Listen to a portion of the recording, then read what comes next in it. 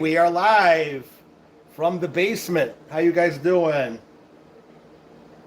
I'm just getting myself situated myself here. How you guys been? Happy Friday night. Yeah, Michelle's on her way down. I'm in the basement. Originally, the plan was to do this outside, but it's gotten to be so muggy out there that I decided to not do it that way. Um, it was hot in the morning. It was hot in the afternoon, and the evening it's still hot. And I don't want to put Michelle through that. And Lois Lang is in. How you doing? And Terry Zadell, welcome in, guys. Michelle's on her way down. This is it's been a rough week for Michelle specifically because of the loss of her father on Monday, and we've been going through the house every day, going through the different things that were left behind, and it's going to be an ongoing process because he had multiple checking accounts, bank accounts, investments all over the place, and we're just trying to sort through everything. And we had to go to the funeral home on Monday, pick out a casket, and it's a pretty nice looking casket. The headstone was already paid for. Today we put the payment down at the cemetery, so everything is a go for Monday. And Michelle's on her way down, but I don't want it to be a downer live stream because you know what, we got enough of that in the world. I think that if anything I want to accomplish in today's live stream, and here she is, I want to talk about your dad and all the good times, because I'll be honest with her. Sit down right here. And Michelle, I know this has been a rough week for you, and you know that I'm here for you any way I possibly can, but we're going to get through it together. And I wanted, like I was saying, I mentioned how your dad passed away on Monday, and yes, it was like a shock because she was going over there in the morning to put railings in the house because they need railings so they could walk around. And when she got in there, her dad was in a wheelchair, and her mom goes up to her and goes, "Shh, be quiet, your dad is still sleeping." Yeah. And he wasn't sleeping. He literally passed away, went in. Sometime Sunday night into Monday. Yeah. And everything. He was going to make us breakfast and everything. And my mom says, just take it easy, relax, and everything, because Daddy is going to make us breakfast and everything, so be prepared. I said, okay, no problem. But I knew something was wrong when I came walking in. He was white as Casper the ghost and everything, and I knew and everything. And when I went to go wake him up and everything, he was ice cold. So I knew that he was no longer with us, and and everything. And I told my mom, just sit still and be patient. And I called the rescue squad and the police department and the fire department, and they were within literally a minute and a half down to my parents' house. I heard them in the distance when I called them and everything. And when I called up one of my best friends, Tammy, that I called first than anything. I called all my best friends, Tammy, Kathy. I couldn't get a hold of Cheryl because she was busy at work, but I got a hold of Tammy because I knew she was home and everything. And I said, I believe my dad's dead. Yeah. And everything. And then I called up Ed immediately at Longhorn, and he nearly lost it and everything. And I just had to go because I knew rescue squad, and I wanted to attend to them, and they were blaring the sirens like crazy. So I felt greatly honored that Wycliffe Service Department all came to my aid and everything with my mom and everything, and they were all very helpful and supportive, and they've been in the house for so long, picking him up after like 4+ times without our help. And they says, oh, we already know Jack and everything. And I says, well, good, and everything. And I was kind of like shaking and everything. And they told me to keep my mom calm. And my mom is not a very calming person. She's like a nervous wreck right now. But you know what? I think she realizes that she's better off right now. And, and he's up there in heaven, and whole entire family wanted to see him again. You know, they haven't seen him for over 20 plus years or longer, and they got their Jackie boy back home. Yeah. But I know everybody's going to welcome him up there on Monday afternoon after we put him in the ground, and I'm sure, he's waiting on that escalator just to get up to Uptown. You know. Yeah, your dad near the end was difficult because he did not want any help. He Yeah. did not want to go to the doctor. He did not want to go to the hospital. Right. He didn't want to take his meds. He was really stubborn. And even no matter how much we wanted to help him, he would Yeah. just kick us out of the house, literally.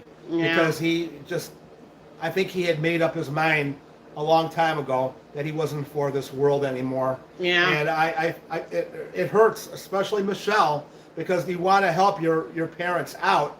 And when the person that you care about so much is denying you, it makes it even more Painful. painful. It was But, painful for me. in the end, though, your dad was a great man because he brought you into the world, taught you the kind of person that you guys. The reason why Michelle is the way it is because of her mom and the way her dad is. Mm-hmm. You know, they taught her.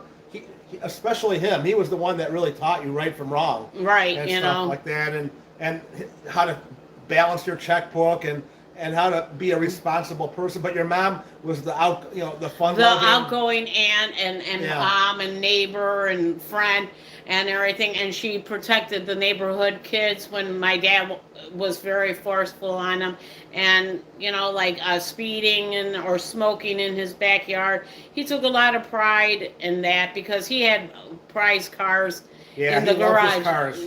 He loved cars very much, and when When you were a little kid, what did you guys like to do on a weekend? we would go look at cars at the local dealerships. We Yeah. used to like the Bedford Isle Mile. We used to go to the Willoughby Hills dealership. It was called Tony LaRich. I don't know if you remember Tony LaRich. Yeah. My mom would have to clean the house, and she would kick my dad and I out. And he would always say, "Come on, Mo." That was my nickname, Mo, like because my hair was cut like the Three Stooges and everything. So he would say, "Come on, Mo, I'll treat you to lunch and everything." So we would have hot dogs and pop, and then Yeah. I still had Ponderosa to go to Saturday night, like around 5:30 after. Ponderosa, how can you go wrong with that? Like when We love our Ponderosa. well, so did I, and Yeah. we would go to the Benner one, but we would always go to the East Lake one. Yeah, But when me we too. and like he would always say, like if you're good in church, we'll go to Ponderosa. But even if you're a little rambunctious, we'll still go to Ponderosa. we were gonna go anyway, okay. Yeah, because they had the best yeast rolls, Yeah. and he didn't want my mom to cook. He was the grill master from Memorial Day up until Labor Day. He would do the cooking, and then my mom would do from Labor Day up until Memorial Day, like the indoor stuff. So that's why I do the indoor cooking, and I'm grateful for who I had in my life. I had an aunt and an uncle. He had a sister named Barbara, and she was married to a terrific guy named Frank, and they had 4 beautiful girls, Sharon, Pam, Debbie, Jennifer, and they're all married, and Maybe we'll see them at the funeral. yes, Wouldn't that be nice? yes, it would be. I have not seen my family all in full since really my grandfather has passed away, and that was in 2003. That's how long ago it's been, and I miss that warm feeling. And Well, let's be honest. Your dad was abrasive. yeah, Okay. he really sheltered me away from my family, and he told me that like it's better to start a brand new family and move on. That's where the YouTube comes in, you Yeah, know, and- because in a lot of ways, our YouTube family has become more of our family than our own real family. Right. Because we're kind of like the square pegs in the round hole. We don't always fit in with the normal way, of doing things. Right. I mean, just the fact that we walk around with a camera and talk to it, and like it's a regular conversation, makes us already different. Right. But Michelle's closest cousin Jennifer was a beautician. She wanted Michelle to color her hair and do her nails and even before she was 12, she wanted Michelle to start wearing makeup. And Michelle's father would never stand for that. Michelle knew that her dad wasn't going to have her daughter dressing like that. Yeah. And not becoming like a, he was raising you more like a boy, I hate to say it, than like a girl, right? Yeah. He loved his air shows too at Burke Airport. That's on downtown Willoughby. That's held every Labor Day. And we got Ed to come into the picture, like going into car shows, because my grandpa couldn't do it anymore. And my dad says, let's introduce Ed to this stuff and everything. Well, your dad was in the Air Force, wasn't he? Yeah. I was going to be an Air Force brat. I hate to say that. But my dad was hoping to be stationed out in California, but, you know, he never got the call to go live out there and everything. And then after the armed forces, he became a Kodak. He was a photographer for them, and oh really? I didn't know that. You know, and delivering film to like local pharmacies around Cleveland, and you know that's where he captured all his camera experience. And then in 1972, Kodak was basically fading out that department, and that's when he found Gould Electronics down in Cleveland by Indian Hills on Euclid Avenue, and he was there up until it officially closed in 2011. So. But he was a missile. What did he do? He inspected torpedoes. Yeah. You know, and that was a cool division. But when that division closed in '85, I was starting middle school, and then he went into their maintenance department, and then he worked a second shift all the way up until my senior year in high school. So I really never got to see him because I was in school, and then he would be going to work, and you know he would always tell me to leave out my homework so he could double check, especially math. Spelling wasn't his thing. He would have to spell it. Right. You know, he would ask my mom, "Hey, how do you spell Michelle?" or whatever. But when he was the maintenance guy, he told the story you told me about him at the maintenance when they would get done. He would tell them, like, he says, okay, if they got done around 3:30 in the morning and everything, which was fine and everything, he would set his alarm and go find a cubby hole or a comfortable chair, and I'll wake you guys at 5:15 when the first shift comes in at 6. And you know, so they could get paid and be sleeping at the same time. Yeah. How cool! Now that's a cool dad. Okay. That was a cool supervisor. So everybody liked working underneath him, and then basically when he was coming home, I was getting on the school bus. So it was hard, but you know. saw a lot of your mom and not as a lot of your dad, except for on the weekends. Right. So he made sure that he worked a lot, but every year in September. No. In July. July, you guys went where? To California. Yeah. For the whole entire month, July 1st until July 31st. And you drove cross country. With a dog and my mom and dad and everything. See? And from 1980 to 1997, it was every year. And I look forward to that, you know, and because here my dad would go to them parent-teacher conferences, and he found out, like, hey, Michelle's going to learn about the Grand Canyon this coming up fall semester, and he deliberately would go down to the Grand Canyon before we would hit California, and I would have to learn about that, and then everybody in my school was always jealous, like,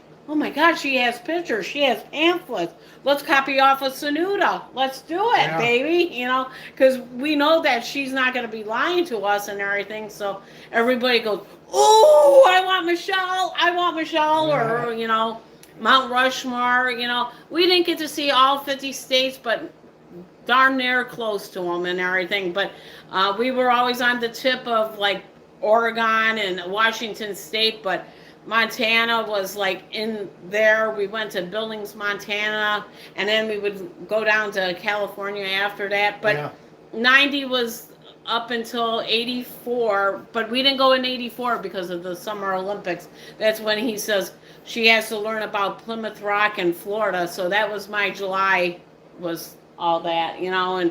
And we took a 76 Buick LeSabre red hardtop, and we would take that everywhere, you know, because he took a lot of pride in that.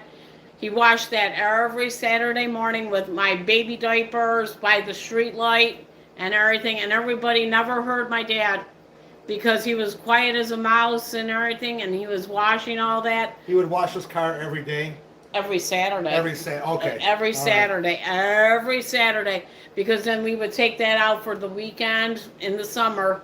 He would start taking it out by Memorial Day up until really till my birthday in September, until it got really crappy weather. He was stored in the garage. But then he received roof damage, which was devastating.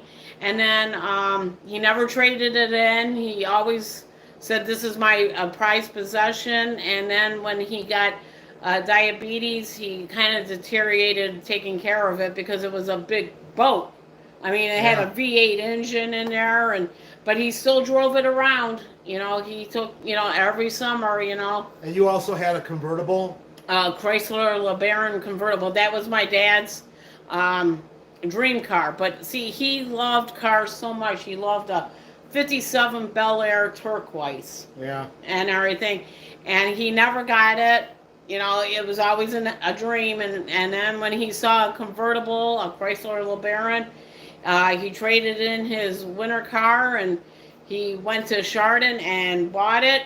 And he loved that car. He would alternate between the LeSabre and the convertible every summer. Wow. Like once a week, he would drive one car. He would store the winter car in the garage, and he knew around, like I said, by my birthday, he knew winter was coming, so he gave up his winter cars, go in the garage and stay there, nice and dry. And then, like I said, roof damage destroyed his cars, and the LeBaron is still in our possession, and he actually turned the insurance on.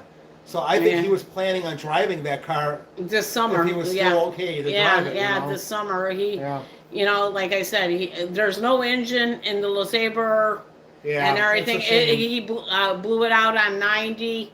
I had to go pick him up, and they told him the devastating news that, you need to rebuild your engine. And then he just had it towed all the way back home and kept it in the garage. We were going to sell it over this summer or the next summer, because it was just collecting dust and he was torn. Should I get rid of it? Should I keep it, Mo? And I told him, let's just get rid of it because he was looking forward to, no offense, 50 years in 2026. That would have been 50 years old. That's crazy. So, he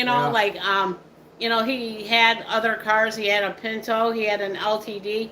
He had my dream car, a 1986 Buick Skylark. And I loved it because it looked like Knight Rider. Everything was digital. And the only thing that was missing was the car phone. But he ruined it because of winter and everything. I think he deliberately did that so I wouldn't fall in love with it. But I did. I learned how to drive in it.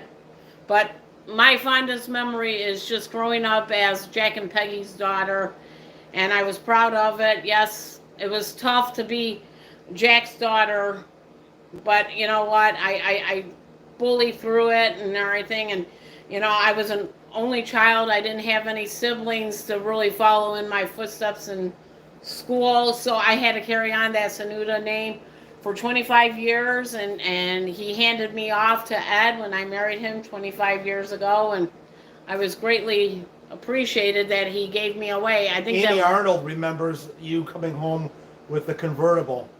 Oh, Amy wow. Arnold is in there. Hi, Amy. How's it going? Thank you very much for your generosity gift. That was very nice of you and Travis and your mom and brother to do that for me. That was very nice of you. JM is saying sorry for your loss. Thank you, Teresa everyone. Sparks. Lois Langham, sorry for your loss. Hi, Lois. I'm Send trying prayers. to get a hold of you, but I can't get a hold of you. Please tell me how am I supposed to get a hold of you. If you could tell me that in the chat, okay? Because I'm trying. You said your phone isn't working, so I'm trying to get a hold through Shady, and I guess he's not giving you the message, but call me. You know the number. If you don't know the number, Shady has my phone number. Okay. Now, when you went to California, correct. What was you were on some game shows, weren't you? When I was 12 years old. I don't know if anybody remembers Car Sharks with Bob Eubanks I do. and Jim Perry. It was in the CBS studios, and I wasn't of age to go on Price is Right yet. So Car Sharks was another cool game show. It came on before Price is Right at 10:30, and you got to sit in nice air conditioning and everything, and it was perfect because I was the right age. You had to be like 14 and over, but they let me come in because, of course, my dad says, "Oh, we're all the way from Ohio, and this is my kid's favorite game show." And sure enough, they let me get in, and it was I had a piece of my head and hair on national TV, and my dad videotaped it, and he was so proud of me. He goes, "Look at Mo's on TV," and Your head was on TV. yeah. And then, you were also trying to get into the Price is Right, but didn't, or what happened there? okay, that was back in 1997, because I was, no, 93, because I just graduated from Wycliffe High School. We went in September because that's when they started filming the new seasons of all these shows, and you had to be 18 and over to be on the Price is Right. And my dad says, "Come on, let's go. Let's all go to Hollywood and see if we could get on." And sure enough, we got 8 hours, and it was a long day, but we got into the audience, and we didn't get to be called on to contestants row. But hey, we could say that we were there, and it was pretty awesome, you know. Did you get to meet anybody? No, they don't come down and talk to you, nothing like that? Basically, they were filming the next show because we got in at 5, and they kicked us out by 6, and then the next set was coming in at 6, and that was the last taping of the day. Didn't you go see the filming of Home Improvement or something like that? We wanted to, but it was in such high demand at that time in the night. What other TV shows were you able to get into? I don't know if anybody remembers Wings on NBC. Yeah. With Tim Daly, Stephen Weber, Crystal Bernard. We got to see that. That was awesome. And then a show called Getting By. That was with Cindy Williams and Thelma Hopkins, and they were single moms. Didn't last, I don't think. No, it only lasted a season and a half, but but we loved it. We loved going in September because I was out of school, but see, in July, everything stops production because of summer vacation. Right. And then we would go to back lots. That was the best. My first time I ever went to a back lots on Universal Studios, it was in 1980, and my dad always nominated me, and they always seemed like they picked me because he had the movie camera, and they says, "Oh, we're from Ohio family here," and everything, and they never questioned. And my fondest memory of Universal is they told me to sit on the edge of the seat like this and everything, and we're gonna wait and see what happens over here. And there was a fisherman out there, and they says, "Michelle, tell the fishermen to come into shore because the waves were getting a little wavy." And I go, "Okay," and I go, "Fishermen, come on in. It's safe over here. Come on, it's safe over here." And they played the Jaws theme song and everything. And I didn't know anything about it. A 6-year-old doesn't know a Jaws movie and everything. And then all of a sudden you hear boom, boom, boom, boom, boom, boom. And everybody's like, "Whoa, where's that coming from?" Because the boat was rocking too. And I'm thinking, oh my God. And my dad's filming me, smiling, and he's giving me the thumbs up and everything. And I go, and all of a sudden the fisherman was like floating away and everything. And then I saw the fin, and I thought it was a dolphin. And sure enough, it was the Jaws thing. And it had them big, ugly teeth. And it was the real electronics. Scared the living hell out of me. But I couldn't say hell because I was 6 years old. And they go, "Oh, look at," and everything. And they had the fisherman's mouth. And I screamed. I went, "I couldn't save them," and everything. But it was a traumatic time. But we got to see Universal Studios maybe 4 times. Warner Brothers and Paramount Pictures we got to see. And another big thing in California was the Walk of Fame, where the movie stars get their handprints in Mann's Chinese Theater. We went to go see that. And then the Walk of Fame. Now you talk about all day in Hollywood. We would get to see the sign, and my dad would always get a jolly out of it. We went to San Francisco. We went to Long Beach. Went to go see the Queen Mary. My dad tried to find the Full House show house Yeah. in 1993 because I liked that show, but he was unsuccessful. We went to see a lot of movie stars' homes back in the early 80s. He actually did my mom a favor. He went to Neil Diamond's house Oh yeah. and everything, and he found it, and it was garbage day. And my mom was like, and they were trying to find the address. Back then, they didn't have MapQuest or Google Maps. They only had Map Stars, and and so they didn't have the name on the mailbox or anything. And my dad found it. He says, "Okay, now what do you want?" And she goes, "I want to go through his garbage." And my dad's like, "What? No Yeah. way," and everything. "No, you're sick, Peg," and everything. And so she made him turn around in a driveway with that big red car, and she went through his garbage and everything. And all of a sudden, when she was starting to lift up the lid, there was 3 Doberman pinschers coming down the gated fence. And my dad says, "Let's get the hell out of here. Let's go, Peg." And he's screaming. And my mom's like, "Wait, I found something. Get in here." I don't know. Because we had to take the dog with us. Because they had to clean the rooms. But then it started to get to be impossible to take Duchess or Mandy with us. So here they would say, "Don't come in our room."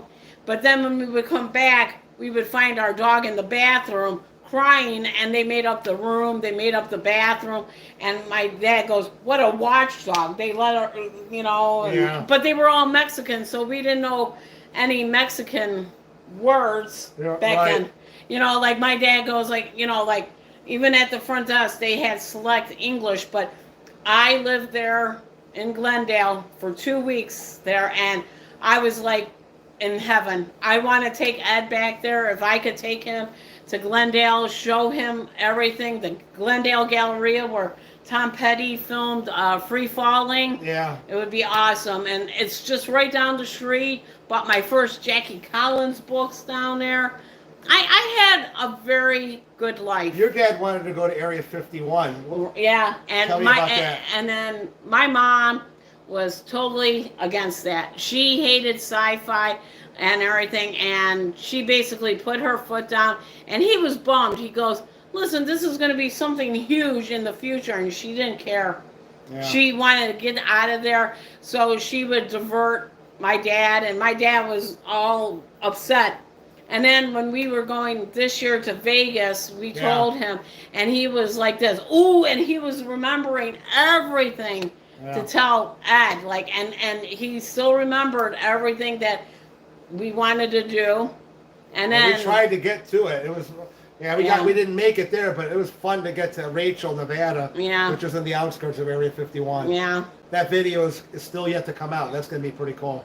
I wanted your dad to see that video, though. That would have been cool for him. Yeah. That hurts that he didn't get to see that one. But he knew deep down inside I wanted to travel. Yeah. I mean, I really wanted to be a flight attendant just to get my wings. And no, you wanted to be an announcer for football. Yeah, I wanted to be a flight attendant before that NFL. Oh, okay. But, I got to see LAX. I did a lot with my folks. I was a good kid that never rebelled about it. I had to learn how to swim because if I wanted to go to California and swim in the hotel pools, I had to do that. That was... Yeah, but when I married you, I knew right away with your history of traveling. Right. See, I grew up in a household where taking a road trip to Pymatooning, it was considered a big deal. So Right. I wasn't really, my parents did not instill travel into me like this. So but I knew once I got married to Michelle that was going to have to change. We were going to have to do this traveling thing. And the YouTube channel just kind of evolved out of us doing all these road trips. Right. So basically, I think I have a lot of my dad in me. I mean, I got like almost 90% of my dad in me. Remember how we went to, before we got married, we went to Kings Island ahead of them. We stayed in a hotel. Yeah. And we knew that your mom and dad were coming down the next day. And that was my first real kind of like interaction with them. with her parents, and what it was like to go on a vacation with them, and it was really fun. Yeah. Like Father's Day was always on the Good Time 3 because he, liked the boats, and he wanted to see different ports of Cleveland and everything. So in August, I'm gonna honor that wish to taking my best friends, Kathy and Jay from Ohio Cat. Make sure you subscribe to her, and Cheryl and Mike, or whoever wants to come on the Good Time 3. It's rock yacht music the first weekend. And they have never seen Cleveland, only the Cleveland Browns Stadium. But they're making a whole weekend to come up here to spend time with us and we're going to show them what Cleveland's all about. So if you have any suggestions where you want to take them, please feel free to leave it. I definitely want to go to the art museum in Little Italy. That would be a must-see if you're coming to Cleveland. When Mark and Tammy came in town, we got to see Rock and Roll Hall of Fame, Christmas Story, and Little Italy. Yeah. So, and the art museum, too. Yeah. So, like I said, I'm up to suggestions. They only have a couple days. Tell them about Indiana State Fair. Oh, if you're watching this, Edward Dombrowski, and I know you will be, August 15th through the 17th of August, we are coming to Indiana. And we're going to try to find a buffet in Indiana on that first night where you guys could come on down.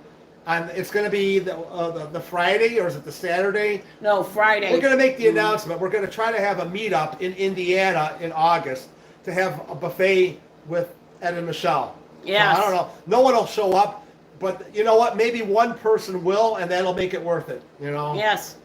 We don't bite. We really don't bite. We're harmless. Yes, we may have attitudes and maybe get a little nasty at times, but we are a loving couple that just loves all our subscribers, and we couldn't have done this without you guys, and it shows by your comments, your thumbs up, and supporting us. 70 people are in there, and that's pretty awesome. I-70. Yeah. I-70 for California. Yeah. And we wanted to live out there. To change the subject, we wanted to live out there.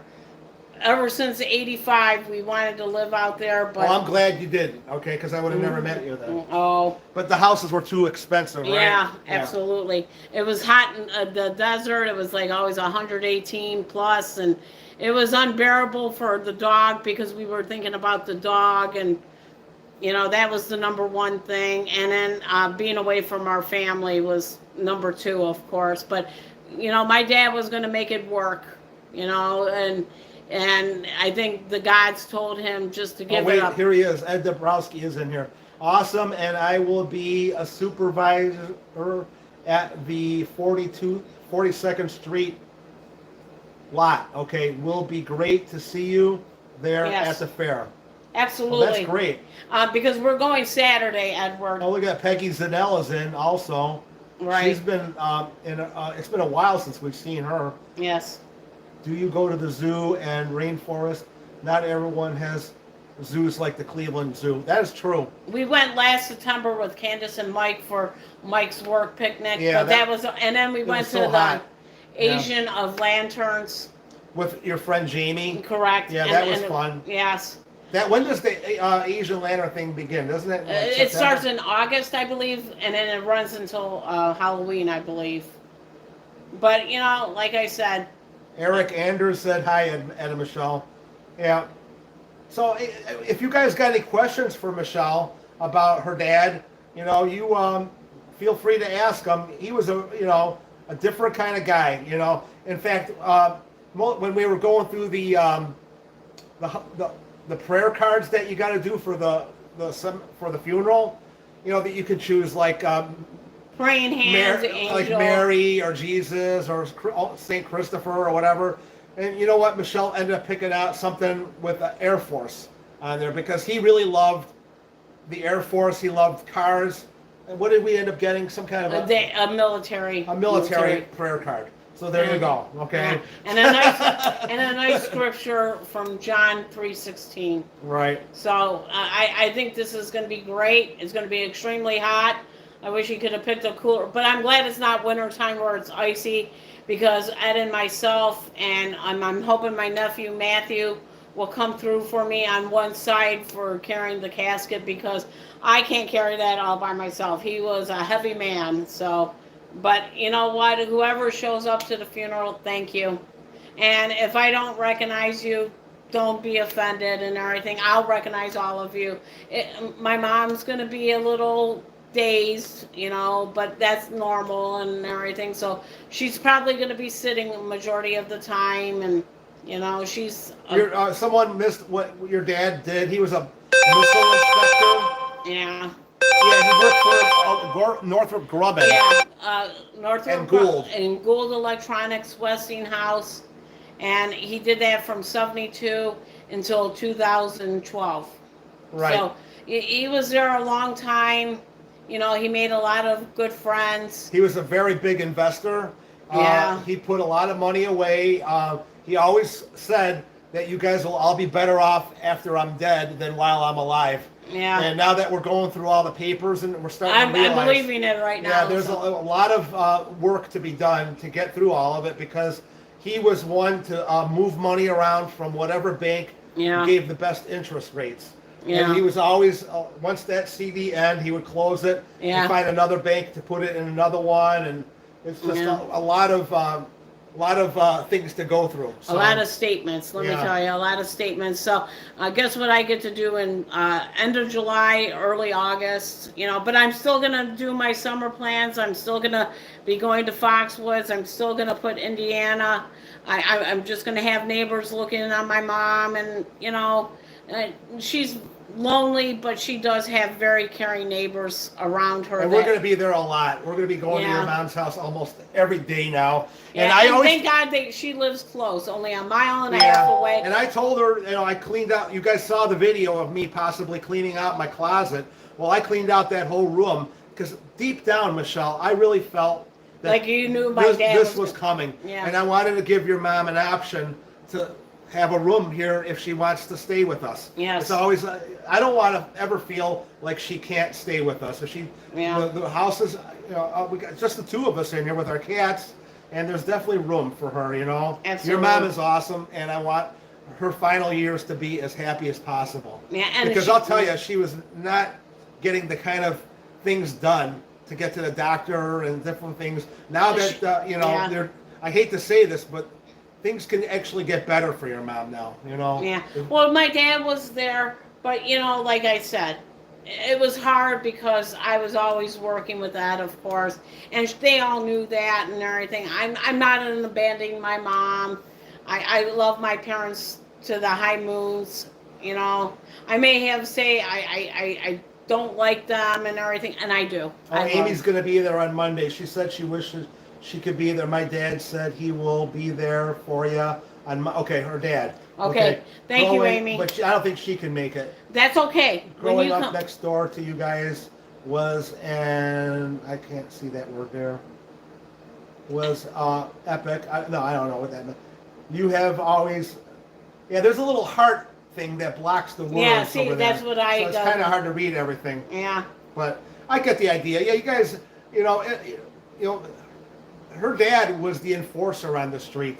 Because they lived on a turn. There was like a hard turn at the end of their street. Yeah. And a lot of people would drive up onto the grass, and he would be the first ones to get people's license plate and call the police. Yeah. And because of that, people actually threw a rock through your window. Didn't want to tell them about my picture window. Yeah, in the middle of the 80s and everything. My dad called the cops on teenage boys that lived down the street and everything, and he knew their license plate. He would just rub his eye and go ARK 1234, and he would call the cops and everything. They wouldn't come down to my dad. They went to that house, and then after everything got settled and everything, about 2 days later, my dog Duchess missed the rock coming through the picture window, and that was a big picture window. They shattered the whole thing and everything, and my dad says, don't touch any rocks. It was a huge rock. I think they still have it. It was about that size coming through the picture window, and it just shattered everything. And my dad was like just another day. Yeah. You know, and everything. He blew it off because, you know, he knew that he was doing right, and they stopped going so fast or playing the loud music. My dad did not like loud music, and, you know, like people were sleeping at midnight. Please, you know, this is a, you know, city ordinance. I don't need to hear Night Ranger or, you know, Michael Jackson. You know, he took care of the neighborhood on that side. He could have been a cop if he would have stayed physically fit. He didn't believe smoking because we had woods back there, and Amy could contest to this that we have deep woods back there, and you could get lost in there. And he told everybody, stay out of there because I'm not going to come and find you because it's dangerous, because there's a baseball field back there, and they never listened. They cut through because they wanted to hop 305 in Willowick to get closer to the bars. And he would find beer bottles, and he told my mom to leave them, and he would call the cops and says, I want those beer bottles examined. I want to know who threw them in my neighbor's yard. Connie and Debbie and Amy, that's in this chat before you moved in. That's how it was with my dad, you know, throwing beer bottles behind your fence back there.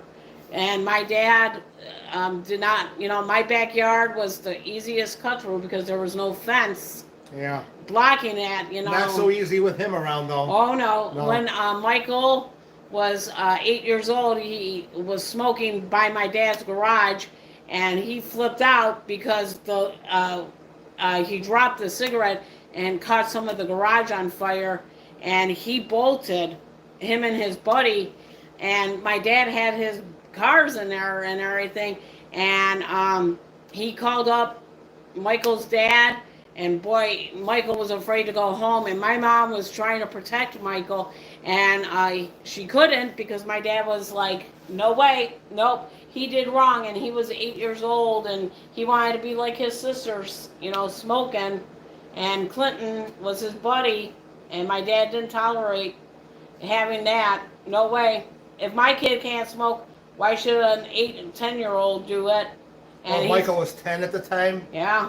Jeez. And everything. A 10-year-old was smoking and trying to... And over by the tree and everything, and they were hanging from the tree, and they wanted to flick the bud on top of my dad's garage and everything, and Michael was like, oh, no, Jack's going to get mad, and he didn't listen, and all of a sudden he didn't put it out, and he flipped it and started a fire, and then you hear, holy sugars! And my dad came. He didn't say sugar though, did he? No. Holy crappers! And my dad and screamed upstairs, called the fire department immediately, and they were down within a minute. My dad was on speed dial with and everyone's like, Jack, you're being an idiot. Don't do this to me. And he wanted to press, and they go, do you want to press charges? I want him to stop smoking at this age, and you know, and his dad gave him a whipping and everything. And I will remember childhood, you know, and I felt bad, but my mom wanted to like hug him and say, it's okay, Jack's not mad at you. And my dad says, I'm furious with him. Yeah. He almost caught my cars on fire here. Yeah, or you guys could have gotten hurt too. Yeah. He's got a little daughter and a wife to protect. You know, he was thinking of you guys too, I'm sure. Oh yeah, you know. But to be fair, your dad was not an angel. Okay, there was a side of him that, because he liked to push the limits, right? Mm-hmm. Tell them about the drag race. Oh, in Euclid, it was back in 1988. And how old were you at this time? I was like 13. Okay. 12. Picture it. Okay, 1980. Yeah. It's New Year's Eve. This is a good one, you guys. You got to hear this. Okay. It was New Year's Eve.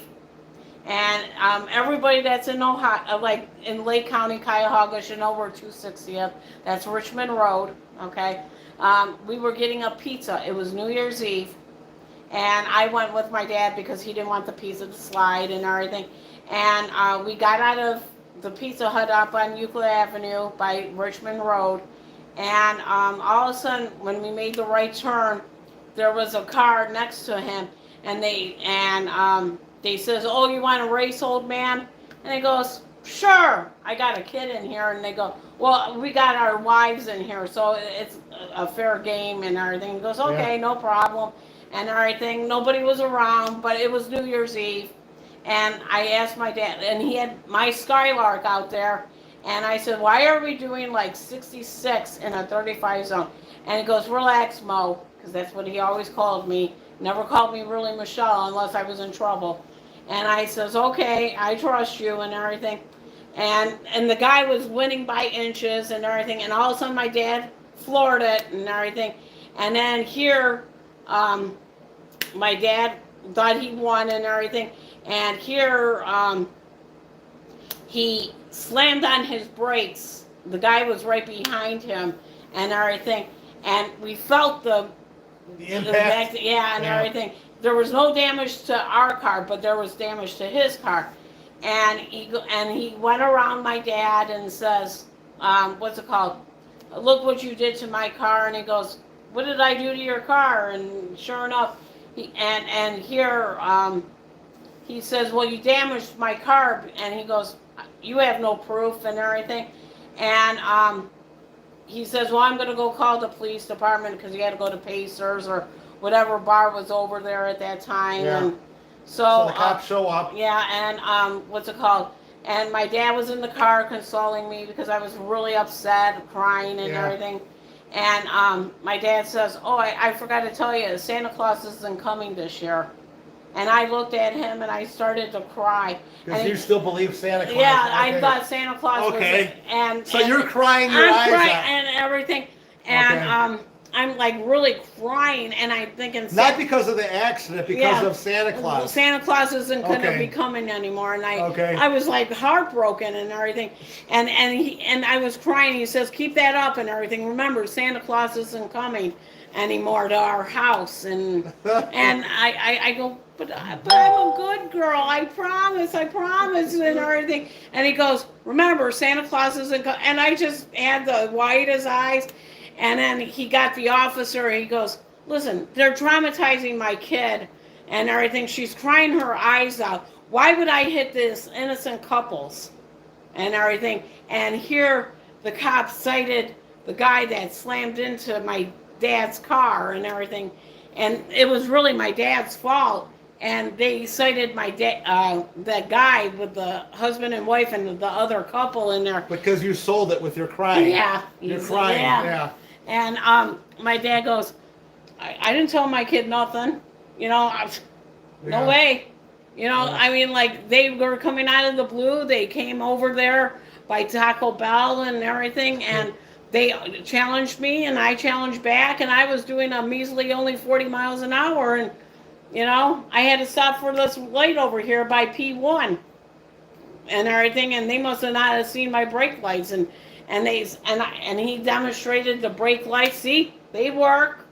Yeah. I don't know why he didn't see them and everything. And the guy's like, that's a lie and everything. And they believed always my dad. Realistically, if you hit someone from behind, more often than that, you are going to be found guilty. But they did not. If they could have checked the brake skids, and your dad would have been in trouble with that. Yeah, but obviously the cop didn't do that. No.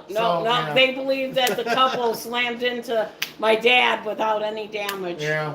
Because he parked in front of them, acting like he was the victim, and it was really them. And then I remember when we left and everything. We'll see you in court, sir. We're gonna press all these charges. Go ahead. Well, everyone that was feeling bad for your dad is now clicking off. Okay. Oh. No, don't feel bad. Don't worry. Her dad did what Jack wanted to do to the very end. Yeah. He never compromised what he wanted to do. He believed in what he was doing, and no one could tell him differently. No. And that could be difficult sometimes, but in the end, he was always thought he was doing what was best for his family. Yeah. And you can never take that away from the guy, because he really did care about you a lot, and your mom. Yeah, my mom and were from 1966 up until Monday. Yeah. They may had fights, maybe hard of hearing, but he always came home to love us up. Yeah. He loved us very much, and he could have divorced my mom so many times.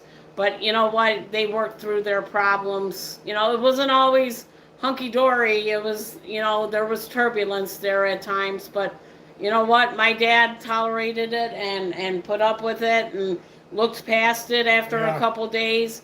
And he says, okay, this is how we're going to live now, you know. Yeah. You know, we're not the Brady Bunch here, kids. You're not? No. Oh, come on. We're the Partridge Family. Yeah. Come on, get happy. No. That's right. We were the Lucy and Ricky.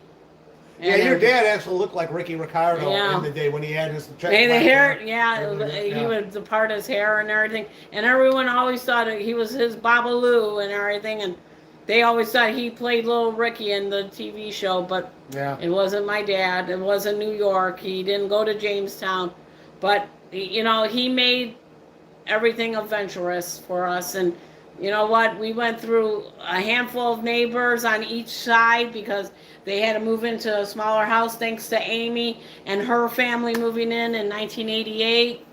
You know, it was great. Yeah, because she was 3 years old when she moved in, Amy.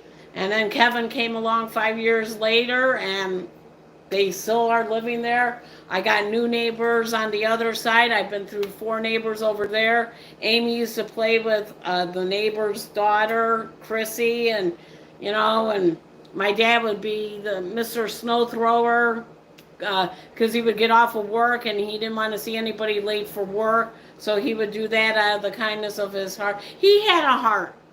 Oh, but his heart was hidden by a lot of negativity and attitudes and everything. But deep down inside, he really had one. Mm-hmm. You know, he loved me marrying Ed.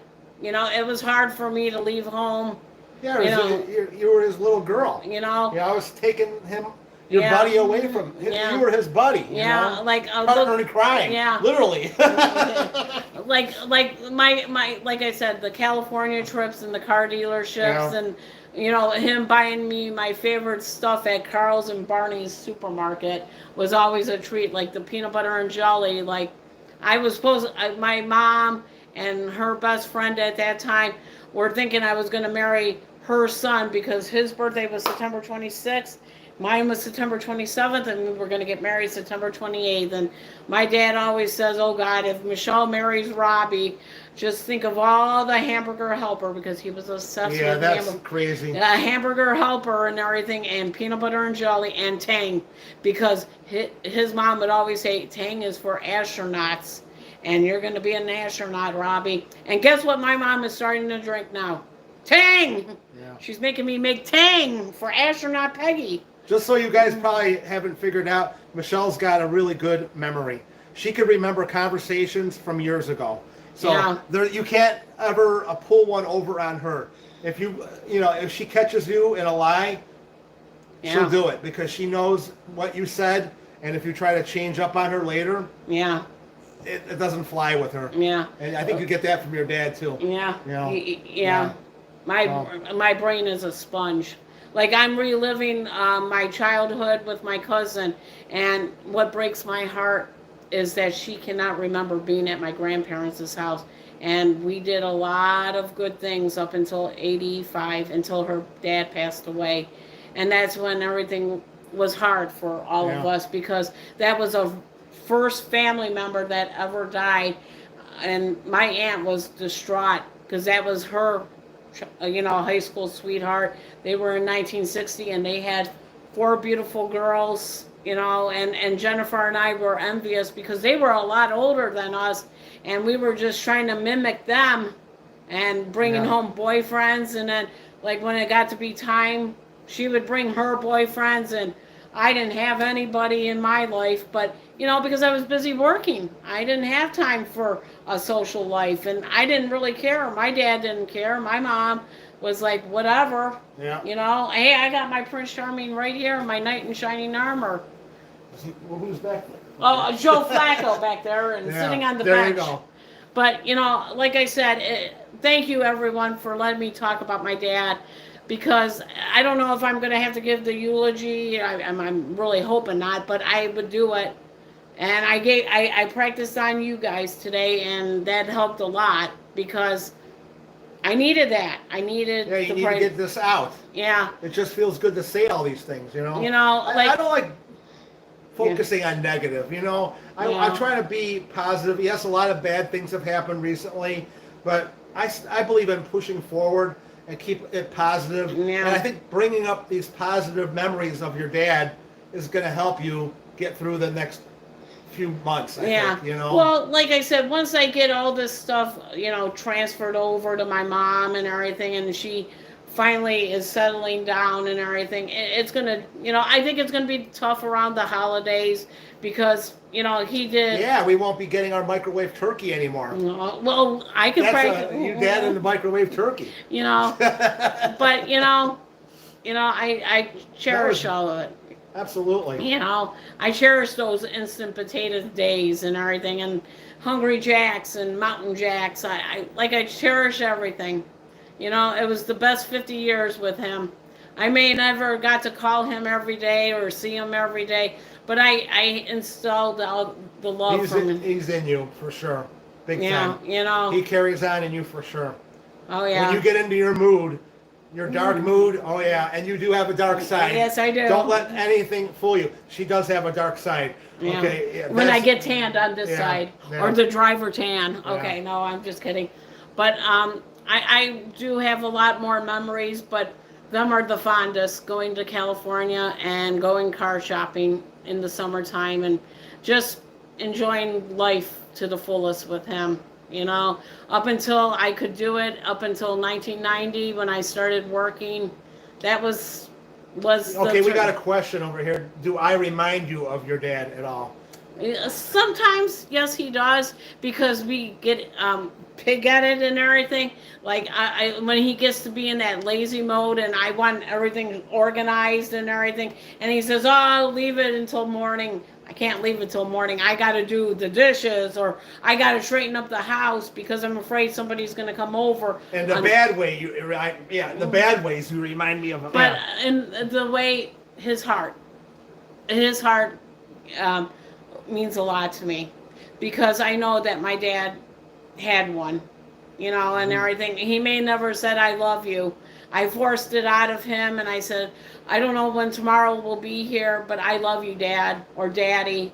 And you know what? He would sometimes, okay, I love you too. He was like always moody about it. But you know what? I know that he's going to watch over me and my mom and Ed for the rest of his life. And, he's probably saying, please don't bring up Peg yet. But, your mom is like, yeah. Freedom! I could go to General Hospital soap events, and you can start having fun times. or Walmart trips and getting her hair cut and everything. But she never asked my dad to go to the beauty salon or anything like that, because he loved her the way she is and everything. She might be a little hairy, but you know what? He loved her, through all that, and. I still got, I would like to do a wall picture, and I might do that if I have time, hopefully on Saturday or Sunday, and just take some pictures, like when they first met and when they got engaged at my grandparents' house. I think I have a lot of their wedding. I can't wait to get into the movies of you as a little girl and transpose that into digital so we can share that stuff with them. Yeah. That's going to be awesome. Yeah, so you got to stay tuned for all that, You'd have to narrate it because there's no sound in them. Yeah. But you would have to. You guys can see, she can remember all the details and do a really good narration on it. Absolutely. I'll put a little bit of music in there and everything. Yep, there you go. Thank you. Yeah. All right, we're almost at the hour mark, so we're going to end up wrapping it up here. Any final thoughts about your dad, Michelle? May you rest in peace in paradise, Dad. Now you could go to California whenever you want and drive your cars up there in heaven. He even had all the TVs set to California stations, didn't he? Yeah. He liked watching anything to do with California. I don't know what it is about California, but he loved that state. So, and I'm sure he loved you too. He loved us. I don't know about me, but I know he loved you. Okay. He loved his stock market too, and that's what paid the way. Stock market, yeah. That's what paid the way. Yeah, you don't call anytime around 5 o'clock. because he was watching was in business. the news. Yeah. From 4 to 7 o'clock, you could call him, or you couldn't call him at 7 o'clock either because it was his Wall Street business updates, and he was always happy to hear some of his stocks like that made him money and everything, and he would put it in his book at 7:30, and then we were allowed to watch TV after him and everything because we only had one TV, and my other memory is we were the only ones in the neighborhood that had a color TV in the mid-70s. And the neighbor, Debbie Swanton, next to Amy's house, would come over. She would do my hair for John Boy because we had color TV, and he would let me... Waltons. Waltons. And he would leave us be because he didn't care for that show. But I remember that because... Such a wholesome show. How could you not like that? Because it was wholesome. It wasn't funny, you know. I mean, but he loved his comedies, and you know, I mean, some of the shows that he watched, I just never got into. But you know, after a while, I did, but not really because I was so busy with homework. And what was some of his favorite shows? Night Court. Okay. Home Improvement was one of them. What else was up there? He never watched Seinfeld, but he used to watch. Good night, Peggy. Good night, Peggy. Thank you for your we gotta prayers. get going ourselves. We got a busy day tomorrow at work and everything, so we're gonna end up wrapping it up. Thank you all for joining us today. I know it was kind of short notice, but you know, I felt like this had to be done. This is one of those things that just needed to get out there. And anyway, thanks again. Love you all. Bye, everyone. Thank you, everyone. Love you. Bye.